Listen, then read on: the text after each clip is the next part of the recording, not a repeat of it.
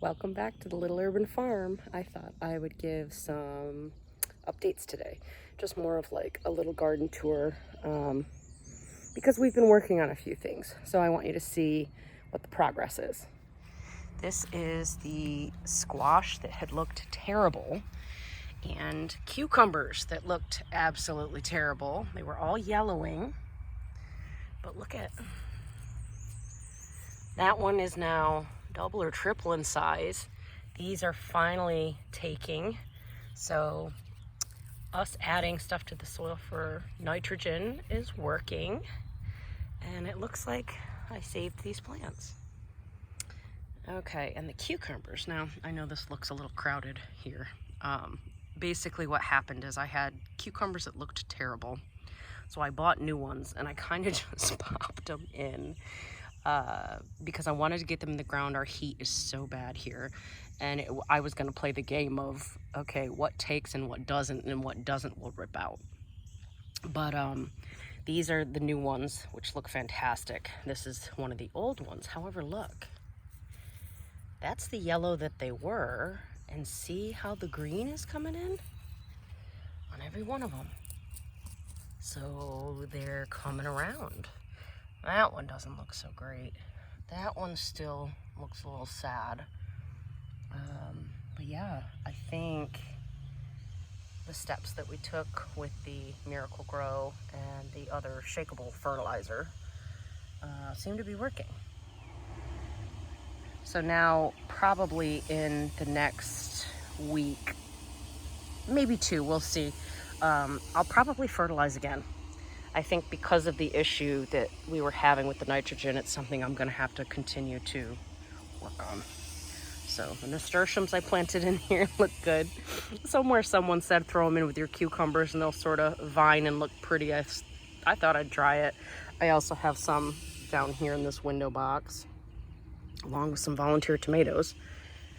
I'm finally getting rid of more of those this weekend, I hope. All right, over here is the asparagus. We've got one here, 1, 2, 3, 4, 5, 6. That one doesn't have one. 7, 8, 9, 10. So I think of the Jersey Knights, there's only one so far that hasn't popped up.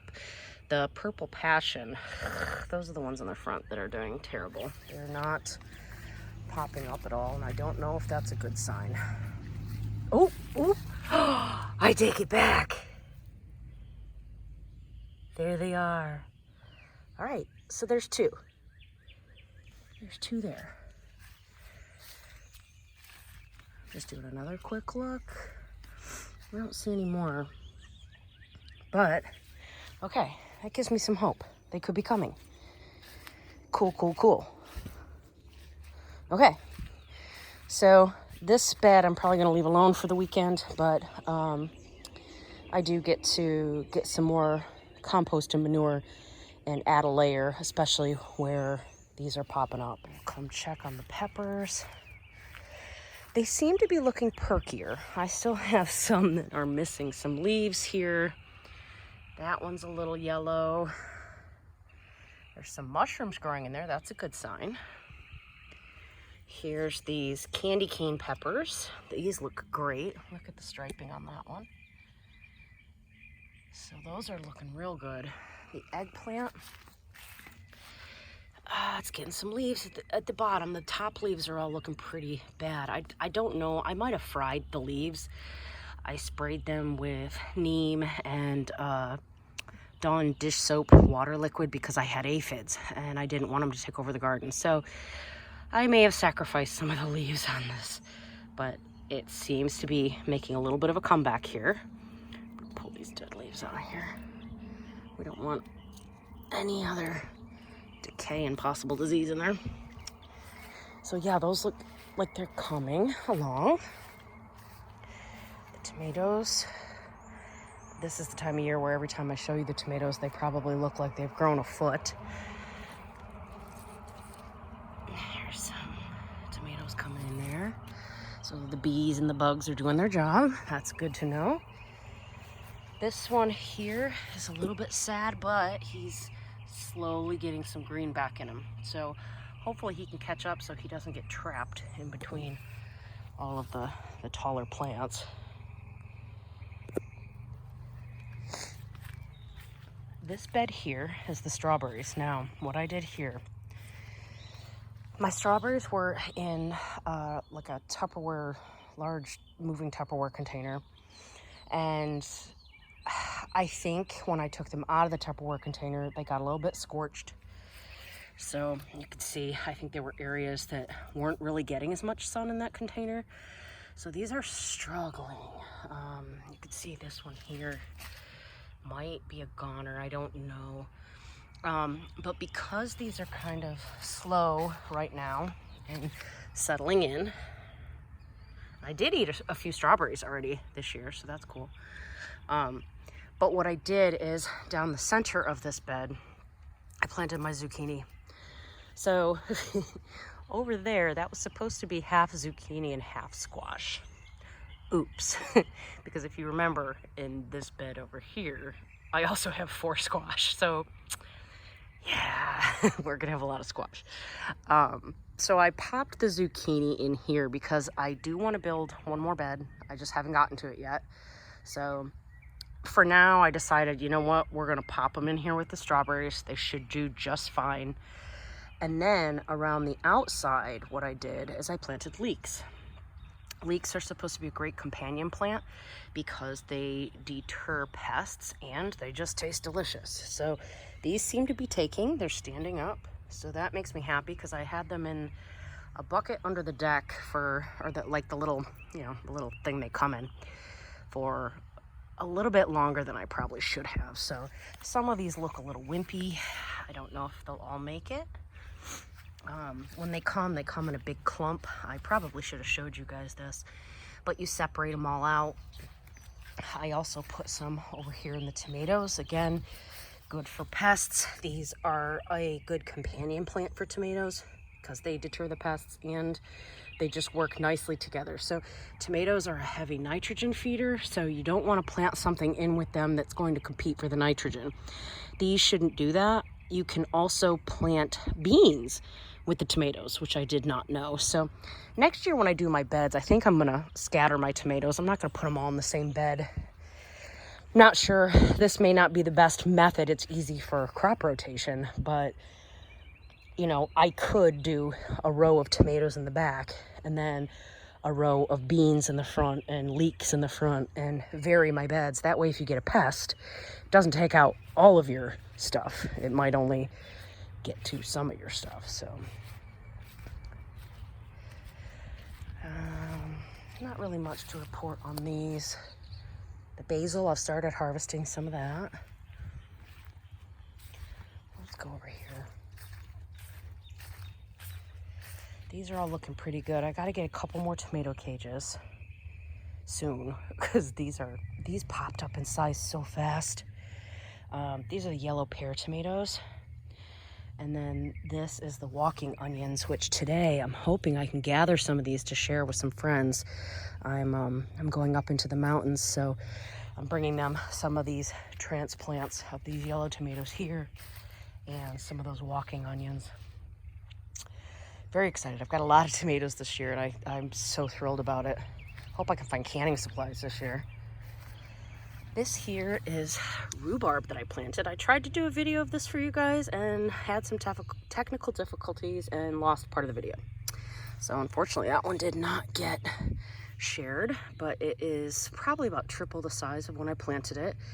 It's in a position where it's against the fence, so it's gonna get, and then, well, there's trees here. So it's not gonna get blasted with the sun as hard. Apparently down here in the south, we have a very hard time growing rhubarb. So I'm only trying one. I put it in a position where it does get sun, but it shouldn't get blasted by the heat. So I'll see how that does. These are my Hibiscus roselle, also known as Jamaican sorrel. Oh, we got a bug. What are you? Oh, I don't know. He looks almost like a little grasshopper kind of thing. I always check out my bugs fun fact, even as a child, I was always into bugs. I always thought they were the coolest things ever. But anyway, so I ordered these online.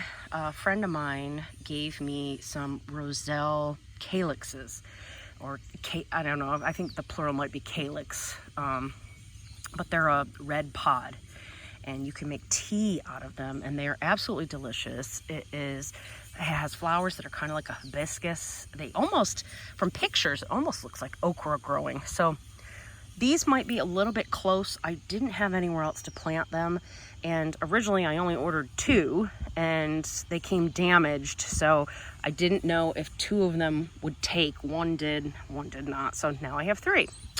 So those are going to be fun to update on, because that's not something that most people probably grow or know much about. And then these are just the flower gardens that I've started, so these are going to fill in over time. I haven't really done a big update on any of this yet. These are doing excellent. If you remember the original 4 that I bought, this is one of them. I got them from, I think, Walmart. They came 2 to a pack with a raspberry and a black raspberry, and I was thrilled. Black raspberries aren't something I've really seen down here in the South. Well, 3 out of the 4 petered out on me, and I think it's because I waited too long to plant them. I have never dealt with these before, and I don't know why. I just thought, oh, they're in these packages, they'll be fine. Now, the longer they sit, the longer they sort of dry out, and it's not good for the root system. But my dad, when they came up to visit, he brought me 3 more that they got. So these are doing excellent now. So I still have all 4, or a total of 4. And something else that I learned, so you guys probably remember my little wild and weedy garden. I called it my healing garden. It's a lot of plants that have some healing properties. I brought that stuff with me. Now, it looks terrible now, but if this stuff takes, tansy, which looks the leaves kind of look very similar to feverfew. You know this is feverfew from the flowers. They have these white flowers. Tansy tends to have, they're like yellow. Here we go. Oh, nope, that's the yarrow. I don't see any flowers on this one yet. It tends to have yellow flowers. Apparently tansy is very good to grow next to blackberries. I thought that was the tansy. Turns out it's not. So I don't know. We'll see. This might be close enough. If not, I'll switch these at some point. I mean, these are technically kind of a weed, so they may be kind of hard to kill. But in here, I've still got some yarrow. That's what that flower is there. They're the ones that look very thin and wispy. This, I'm hoping, is still my soapwort. That's what's trailing here. Oh, or is it this? Oh, goodness, I don't know. It might be this. Soapwort actually can bubble like soap. So I decided to try growing it, and it grew really, really well. So hoping that does okay here. And then that's just a lamb's ear.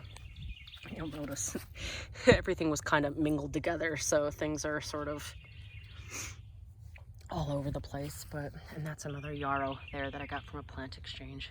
But yeah, my little wild and weedy healing garden is still here. I think, I'm not sure if any of the wormwood came with me, but I'm not sure that I want to put wormwood in here. I was trying to figure out if that's part of it there because it's silvery. It might be, it's hard to tell. The wormwood kind of took over. So while I find it to be a beautiful plant, I may have to find another place for it. Herbs are looking really good. This is the herb garden. I planted it near my deck so that I can come down and get this for my culinary uses. That came with me. That came with me. That's a thyme. It's got little flowers on it. This is my oregano. I bought another pineapple sage. I don't know if you remember, I had a giant pineapple sage with red flowers on it. It's a member of the salvia family.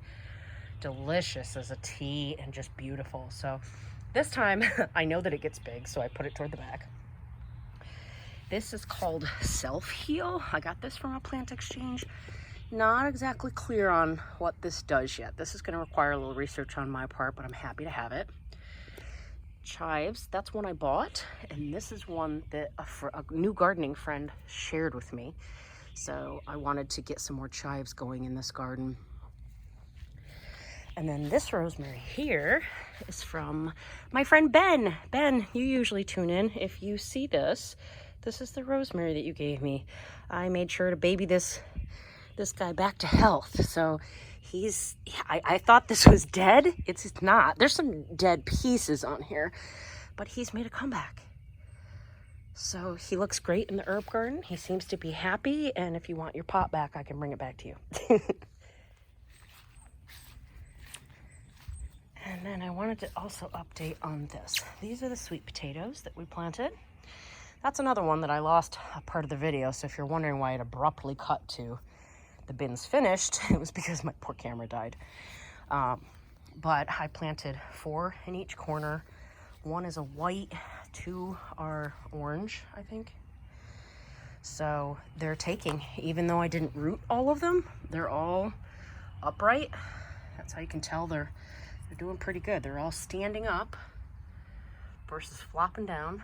So the sweet potatoes are on their way. I've started edging them out from under the deck so that I can harden them off. So those got pulled out yesterday. Today's kind of overcast, so I think I'm gonna leave them out.